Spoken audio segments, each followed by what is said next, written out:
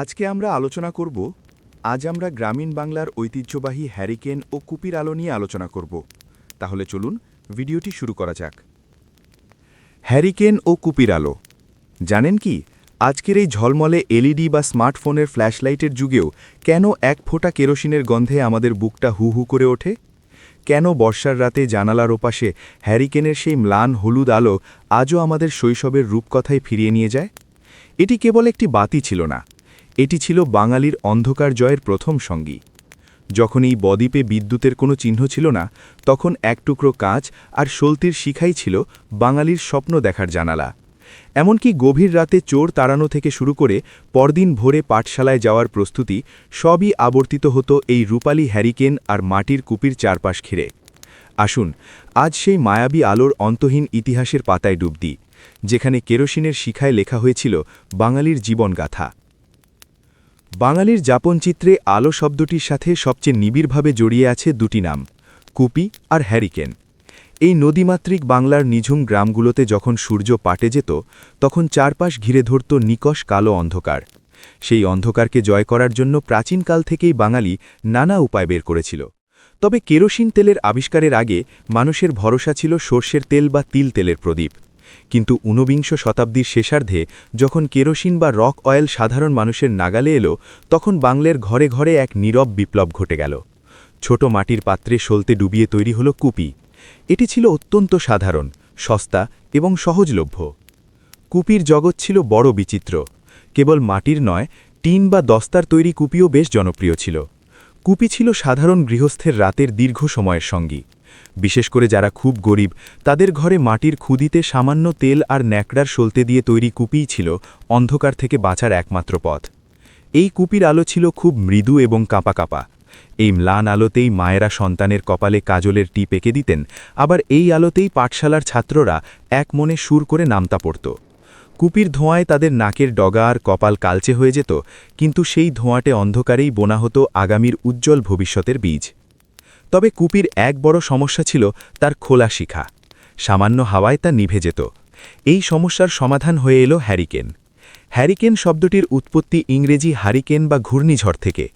এর নকশাটি এমনভাবে করা হয়েছিল যে এর কাঁচের আবরণ তীব্র বাতাস বা ঝড়ের ঝাপটাতেও আগুনের শিখাকে নিভতে দিত না। বাঙালির জীবনে হ্যারিকেন ছিল আধুনিকতার প্রথম ছোঁয়া। এটি কেবল একটি বাতি দেওয়ার যন্ত্র ছিল না, এটি ছিল আভিজাত্যের প্রতীক। সম্পন্ন গৃহস্থের ঘরে সার দিয়ে সাজানো থাকত উজ্জ্বল রূপালী হ্যারিকেন। হ্যারিকেন রক্ষণাবেক্ষণ করা ছিল বাড়ির ছোটদের অন্যতম বড় কাজ। প্রতিদিন বিকেলে হ্যারিকেনের চিমনি বা কাঁচ পরিষ্কার করা ছিল এক শিল্প। খবরের কাগজের টুকরো বা ছাই দিয়ে সেই কাঁচ এমনভাবে ঘষা হতো যাতে সেটি আয়নার মতো ঝকঝক করে। এরপর সলতি ছাঁটাই করা এবং তেলের টাঙ্কিতে নিখুঁতভাবে কেরোসিন ভরা, এই পুরো প্রক্রিয়াটি ছিল এক দৈনন্দিন অনুষ্ঠান। হ্যারিকেনের শিখা বাড়ানোর জন্য যে চাকাটি থাকত, সেটি ঘুরিয়ে আলোর তীব্রতা নিয়ন্ত্রণ করা যেত। এই কম বেশি করার ক্ষমতাটি বাঙালির কাছে ছিল এক জাদুকরী অভিজ্ঞতার মতো। ঐতিহাসিকভাবে দেখলে হ্যারিকেন বাঙালির সামাজিক ও রাজনৈতিক জীবনেও বড় ভূমিকা রেখেছে। রাতের বেলা গ্রামের কোনো বিচার সালিশ বা বিয়ের আসর বসলে হ্যারিকেনের সারিবদ্ধ আলোই ছিল ভরসা। হাটবাজার শেষে বাড়ি ফেরার পথে মানুষ হাতে হ্যারিকেন ঝুলিয়ে ফিরত, যাতে বিষধর সাপের হাত থেকে বাঁচা যায়। এমনকি যাত্রা বা থিয়েটারের মহড়াতেও বড় আকারের হ্যারিকেন বা হ্যাজাকবাতি ব্যবহারের আগে এই সাধারণ হ্যারিকেনই ছিল আলোক সম্পাদ বা লাইটিংয়ের একমাত্র মাধ্যম। হ্যারিকেনের সেই দোদলীয়মান আলোতে দেয়ালে যে ছায়া পড়ত, তা দেখে শিশুরা কল্পনা করত কত না রূপকথা। বাঙালির বিরহ আর মিলনের গানেও এই আলোর উপস্থিতি লক্ষ্য করার মতো। বর্ষার রাতে জানালার পাশে হ্যারিকেন রেখে কোনো এক উদাস প্রেমিকের চিঠি পড়ার দৃশ্যটি আজ মোবাইল মেসেজের যুগে হয়তো হাস্যকর মনে হতে পারে, কিন্তু সেই আলোর কম্পনেই স্পন্দিত হতো আবেগ। আবার কুপি বা হ্যারিকেনের তেল ফুরিয়ে যাওয়া মানে ছিল রাতের অবসান এবং ঘুমের আয়োজন।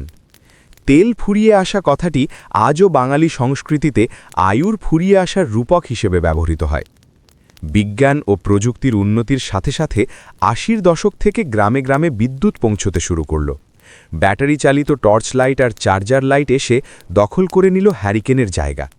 কেরোসিন তেলের দাম বেড়ে যাওয়া এবং বিদ্যুতের সহজলভ্যতা হ্যারিকেনকে পাঠিয়ে দিল জাদুঘরে বা ঘরের কোণের ধুলোবালি মাখা কোনো তাকে।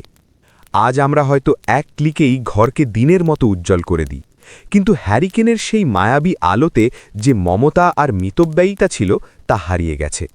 হ্যারিকেন ছিল আমাদের ধৈর্যের শিক্ষক।